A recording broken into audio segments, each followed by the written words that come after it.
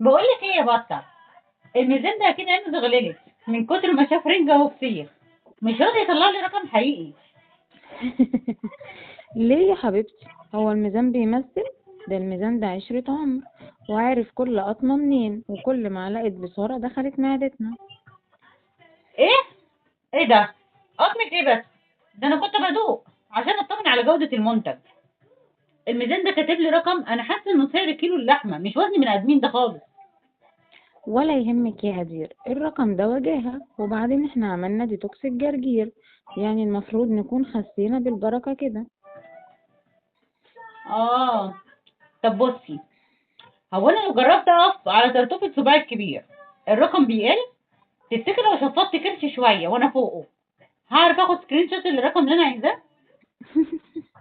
تشفطي ايه يا بطة؟ الميزان هيستغيث بالشرطة. انزلي انزلي وتعالي نشرب شوية كمون بالليمون، يمكن الميزان يحس على دمه المرة الجاية. يا ميزان يا حريف، كفاية تزييف، الرقم ده فاتورة ولا رقم مخيف؟ أنا كنت صايمة وفي الملح عايمة، ليه بتطلعني تريلا وفي الزحمة قايمة؟ اهدي يا هدير، الوزن ده تقدير، الملح خزن وعمل تغيير. اشربي الكمون وسيبي الظنون، احنا هوانم والجمال مضمون. طز في الميزان. وطز في الأرقام. إحنا الخلاصة. والجمال تمام.